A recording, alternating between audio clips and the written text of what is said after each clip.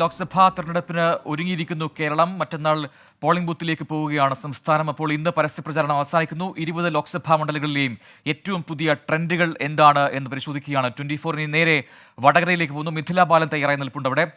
Mithila, good morning. Vadakara പോര് എന്നൊരു term തന്നെ ഉരുത്തിരിഞ്ഞ് വന്നൊരു ലോക്സഭാ തെരഞ്ഞെടുപ്പാണ് നടക്കാൻ പോകുന്നത്. അവിടെ പരസ്യപ്രചാരണം ഇന്ന് അവസാനിക്കുമെങ്കിലും സ്ഥാനാർത്ഥികൾ തമ്മിലുള്ള പോര് അത് ഇനിയും തുടരുമെന്ന കാര്യം വ്യക്തവുമാണ്. വ്യക്തിയാധിക്ഷേപം, ഒപ്പം അപകീർത്തി പരാമർശം, വക്കീൽ നോട്ടീസ്, കേസ്, അങ്ങനെ വേണ്ട.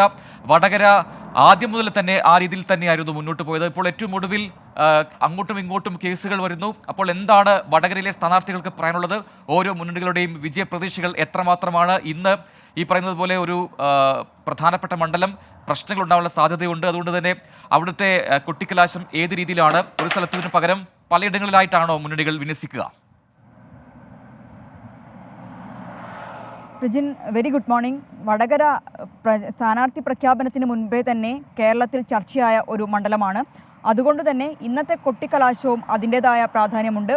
ഓരോ മുന്നണികളെയും സംബന്ധിച്ചിടത്തോളം അവരുടെ ഒരു ശക്തി പ്രകടനത്തിൻ്റെ വേദിയാക്കുക എന്നതാണ് ഈ കൊട്ടിക്കലാശം കൊണ്ട് അവർ ഉദ്ദേശിക്കുന്നത്. സൂചിപ്പിച്ചതുപോലെ തന്നെ ഒരു സംഘർഷ സാധ്യത കണക്കിലെടുത്ത് വടകര ടൗണിൽ ആർക്കും കൊട്ടിക്കലാശത്തിന് വേദി നൽകിയിട്ടില്ല.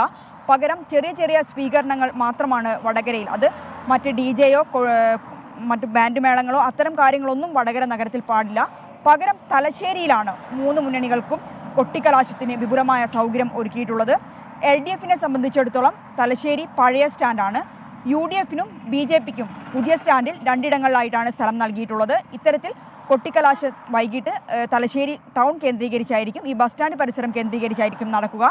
മുന്നണികളെ സംബന്ധിച്ചിടത്തോളം ഇന്ന് അവസാനവട്ടം വോട്ടർമാരെ കാണാനുള്ള ഒരു അവസരമാണ്. അതുകൊണ്ട് തന്നെ ഒരു മണ്ഡലത്തിലുടനീളം ഒരു ഓട്ടപ്രദക്ഷിണമാണ് ഇന്നത്തെ ഒരു ദിവസം കൊണ്ട് ഇവർ ഉദ്ദേശിക്കുന്നത്.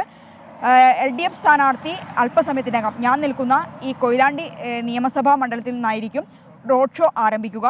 ഈ റോഡ് ഷോ വിവിധ മണ്ഡലങ്ങളിലൂടെ 7 നിയമസഭാ മണ്ഡലങ്ങളാണ്. ഈ 7 നിയമസഭാ മണ്ഡലങ്ങളുടെയും തലശ്ശേരിയിലാണ് അവസാനിക്കുക. UDF സ്ഥാനാർത്ഥിയും സമാനമായ രീതിയിൽ കൊയിലാണ്ടിയിൽ നിന്നാണ് ആരംഭിക്കുന്നത്, അവരും തലശ്ശേരിയിൽ അവസാനിപ്പിക്കും. NDA സ്ഥാനാർത്ഥി വടകരയിൽ നിന്ന് ആരംഭിച്ച് കൊയിലാണ്ടി വഴി തലശ്ശേരിയിൽ അവസാനിപ്പിക്കും. ഇങ്ങനെ 3 സ്ഥാനാർത്ഥികളും തലശ്ശേരി കേന്ദ്രീകരിച്ചാണ് വൈകുന്നേരത്തെ കൊട്ടിക്കലാശം. മറ്റൊന്ന് പ്രജിൻ സൂചിപ്പിച്ചതുപോലെ തന്നെ പോരുകൊണ്ട് ചർച്ചയായതായിരുന്നു വടകര. ആദ്യഘട്ടത്തിൽ സ്ഥാനാർത്ഥി പ്രഖ്യാപനത്തിന് മുൻപ് കെ മുരളീധരൻ വടകരയിൽ നിന്നും തൃശ്ശൂരിലേക്ക് പോകുന്നു. പകരം ഷാഫി പറമ്പിൽ വടകരയിലെത്തുന്നു. ഇത് ചർച്ചയായി. തൊട്ടു പിന്നാലെ KK ശൈലജ എത്തുന്നു.